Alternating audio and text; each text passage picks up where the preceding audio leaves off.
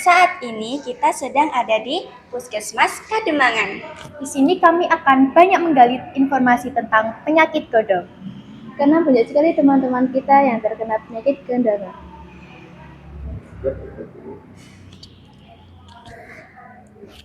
Permisi Bu, saya ingin bertanya. Kami dari Duta Literasi dan saya Kailova Sloventrin Esgrasari Indonesia ingin bertanya tentang materi gondongan. Jadi banyak sekali yang terkena dampak di sekolah kita, Bu. Apa Bu itu gondongan dan apa penyebabnya? Baik, terima kasih. Perkenalkan dulu, saya Dr. Sylvia dari Puskesmas Kademangan. Hari ini mau berbagi informasi tentang penyakit gondong.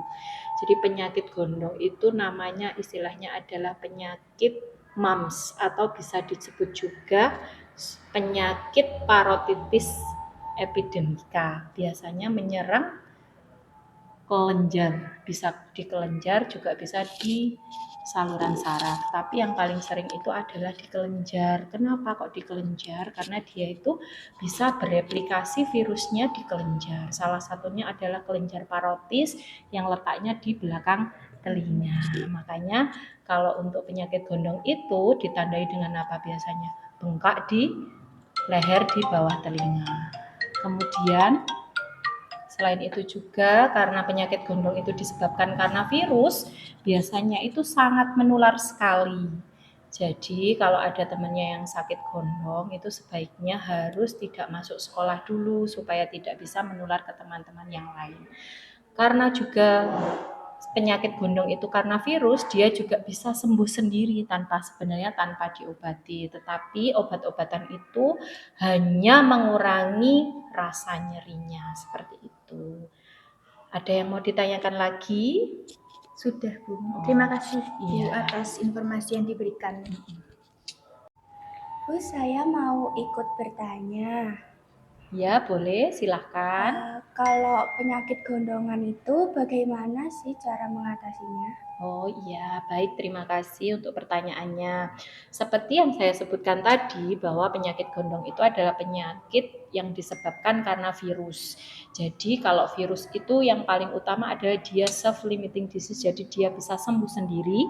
Yang kedua adalah dia sangat menular. Nah, kalau kita sakit gondong, maka yang pertama kita lakukan adalah harus berobat, kemudian datang ke puskesmas atau ke dokter pertama, monggo silahkan aja. Kemudian setelah itu adalah istirahat yang cukup, makan makanan yang bergizi dan harus isolasi diri karena sangat menular tadi. Dan virus gondong itu bisa menularkan mulai pertama muncul gejala sampai 5 hari setelah pembengkakan. Jadi alangkah baiknya apabila ada teman-temannya yang sakit gondong diberitahu bahwa harus isolasi, tidak masuk sekolah minimal 5-6 hari supaya tidak menularkan ke teman yang lain. Selain melakukan isolasi diri, dia juga harus makan makanan yang bergizi. Contohnya seperti apa? Makannya harus isi piringku, yaitu ada nasinya, ada lauknya, ada sayurnya, dan ditambah susu. Jadi harus tinggi protein, tinggi lemak, dan boleh ditambah susu supaya cepat sembuh. Seperti itu, karena kita tahu bahwa penyakit gondong itu disebabkan karena virus, jadi kita harus meningkatkan daya tahan tubuh supaya cepat sembuh dan bisa sekolah lagi. Seperti itu. Terima kasih. Baik Bu, terima kasih atas informasinya. Bertanya lagi boleh, bilang gitu ya. Nanti saya bilang boleh, gitu ya. Senang. Bu, saya ingin bertanya sekali lagi boleh? Boleh, monggo silahkan. Untuk gejala awal gondongan itu seperti apa? Oh ya, baik, terima kasih untuk pertanyaannya. Jadi seperti yang saya sebutkan tadi bahwa penyakit gondong atau MAMS itu adalah infeksi virus. Biasanya infeksi virus itu diawali dengan gejala prodromal. Jadi gejala prodromal itu adalah seperti nyeri di daerah infeksinya, kemudian yang kedua demam tinggi, kemudian disertai malas atau lemes dan nafsu makannya menurun. Nah, dan akan diikuti beberapa hari untuk bengkak di kelenjarnya. Jadi kelenjar getah bening di belakang telinganya akan membengkak dan akan tampak seperti ada benjolan di bawah telinganya. Itu adalah ciri khas dari sakit gondong. Dan perlu diketahui juga bahwa penyakit gondong itu juga bisa menyebar. Jadi selain ada keluhan nyeri di daerah leher atau di belakang telinga, bisa juga nanti nyeri di bagian, kalau pada laki-laki itu di bagian testisnya. Nah, itu juga salah satu gejala dari penyakit gondong dan perlu diwaspadai. Kalau sudah seperti itu, maka harus segera ke puskesmas untuk berobat supaya tidak terjadi komplikasi yang lebih lanjut. Terima kasih. Ya, ya. Bu, yang terakhir saya ingin bertanya lagi, bagaimana pencegahan agar penyakit gondong ini tidak menular di satu individu ke individu lain, Bu? Ya, baik, terima kasih. Bagus banget pertanyaannya. Jadi untuk adik-adikku semuanya, penyakit gondong itu bisa dicegah. Dicegahnya adalah yang pertama dengan melakukan vaksinasi.